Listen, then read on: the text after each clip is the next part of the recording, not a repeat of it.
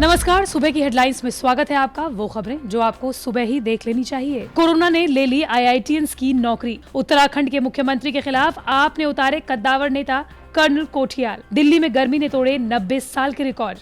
कहां गलियों में घूमता दिखा मगरमच्छ। और मार्क जकरबर्ग के हमशक्ल की तलाश में अमेरिका की पुलिस। उत्तराखंड में मुख्यमंत्री तीरथ सिंह रावत को पद पर बने रहने के लिए विधानसभा का सदस्य होना जरूरी होगा। अब ऐसे में राज्य की 2 खाली सीटों में से एक पर उनके चुनाव लड़ने की बात तय है। कयास लगाए जा रहे हैं कि वो गंगोत्री से उपचुनाव लड़ सकते हैं। इस सीट पर आम आदमी पार्टी ने रिटायर्ड कर्नल अजय कोठियाल को खड़ा किया है और तीरथ सिंह रावत को यहीं से चुनाव लड़ने के लिए चैलेंज भी किया है। सीएम तीरथ सिंह रावत अभी विधानसभा के सदस्य नहीं है और उन्हें सीएम बने रहने के लिए 10 सितंबर से पहले विधानसभा का सदस्य बनना होगा। उत्तराखंड में अभी 2 सीटें खाली हैं, एक गंगोत्री सीट जो गढ़वाल में है और दूसरी हल्द्वानी जो उत्तराखंड के कुमाऊं रेंज में आती है। बीजेपी के नेता के मुताबिक सीएम गंगोत्री से चुनाव लड़ सकते हैं। वो सीट सीएम के लिए सेफ बनाने की कोशिश की जा रही है। वहां कांग्रेस के कुछ नेताओं से भी बीजेपी बातचीत कर रही है ताकि इस सीट को सेफ बनाया जा सके। हालांकि अगले साल उत्तराखंड में विधानसभा चुनाव होने हैं और ऐसे में उत्तराखंड के साथ साथ केंद्र के नेता ये नहीं चाहते कि तीरथ सिंह रावत के चेहरे पर चुनाव लड़े।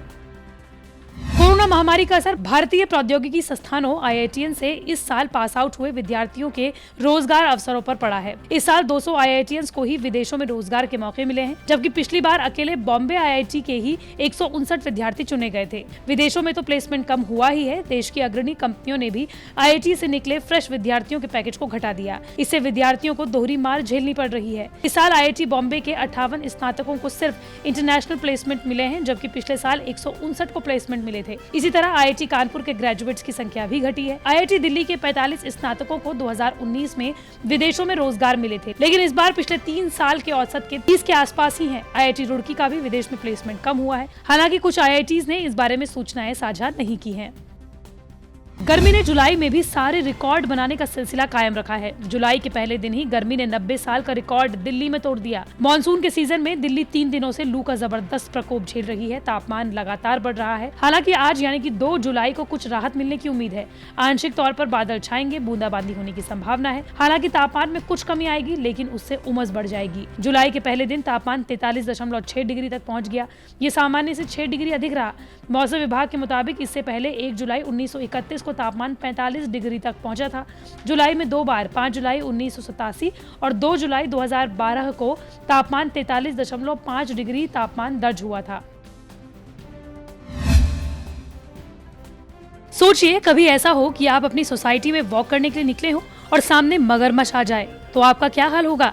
जाहिर सी बात है, रिहायशी इलाकों में मगरमच्छ घूमता दिखे तो हर किसी को डर लगेगा। ऐसा ही कुछ हुआ कर्नाटक में, जहां सड़कों पर घूमते हुए मगरमच्छ का वीडियो कैप्चर हुआ, जो कि सोशल मीडिया पर लोगों में दहशत फैला रहा है।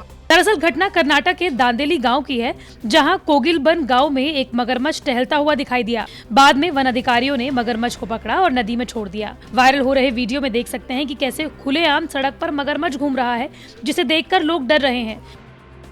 कोलंबिया पुलिस ने देश के राष्ट्रपति के हेलीकॉप्टर पर गोली चलाने के मामले में 2 आरोपियों के स्केच फेसबुक पर जारी किए हैं। इनका पता लगाने पर 22 करोड़ रुपए का इनाम दिया जाएगा। खास बात यह है कि एक स्केच में आरोपी की शक्ल फेसबुक के ही मालिक मार्क जकरबर्ग से मेल खाती हुई नजर आ रही है। ये स्केच 28 फरवरी को फेसबुक पर अपलोड होने के बाद से हजारों लोगों ने इस पर प्रतिक्रिया दी है। उन्हें साझा करते हुए जकरबर्ग पर कई मजाकिया टिप्पणी भी की गई है। दरअसल कोलंबिया के राष्ट्रपति इवान ड्यूक शुक्रवार को जिस हेलीकॉप्टर से सवार होकर जा रहे थे, उस पर कई गोलियां बरसाई गई। हेलीकॉप्टर में देश के रक्षा मंत्री, गृह मंत्री और राज्य के गवर्नर भी थे। पुलिस ने जांच में कुछ संदिग्धों की पहचान की है। इन्हें देखने वालों से मिली जानकारी के आधार पर आर्टिस्ट ने 2 स्केच बनवाए हैं।